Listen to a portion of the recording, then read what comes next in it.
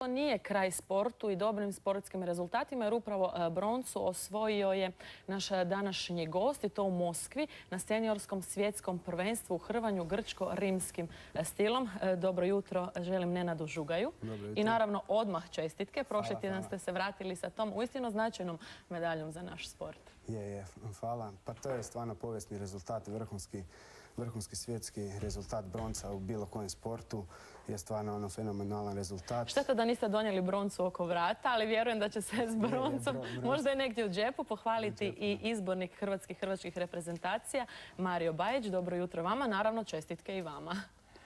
Pa evo, rezultat je stvarno povijesni od kad je Hrvatske i svi se radujemo tom našem novom uspjehu. Iako ove godine stvarno smo imali još jako dobrih rezultata. Imali smo rezultat 3. mjesto na Europskom prvenstvu Tonimira Sokola, s kojim smo započeli ovu godinu.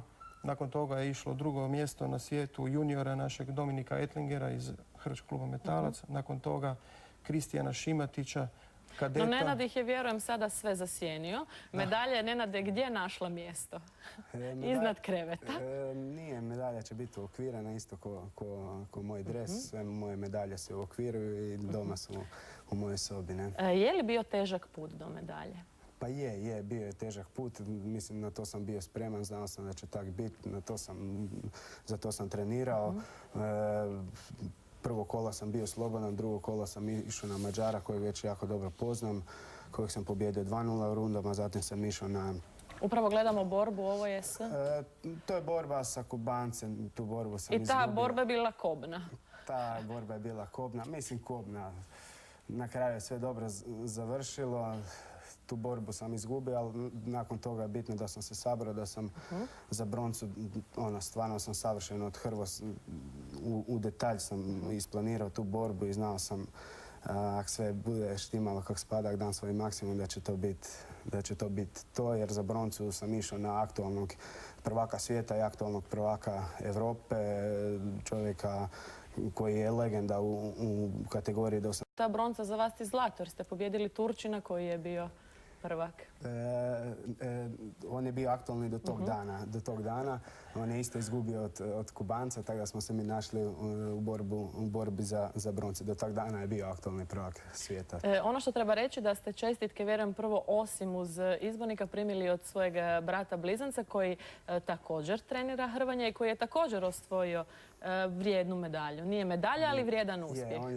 On je bio cijelo vrijeme tamo uz strunjaču, znači on skida po 8 kila, znači on je taj dan imao vagu, ali on cijelo vrijeme bio uz mene u strunjaču. Dao mi potporu, zagrijavao se sa mnom, tako da je on drugi dan je hrvo i stvarno on je bio emotivno i presretan i to ga je malo slomilo i stvarno je on i jedan vrhunski rezultat ostvario. On je drugi dan bio 8. s tim da je tukao olimpijskog pobjednika.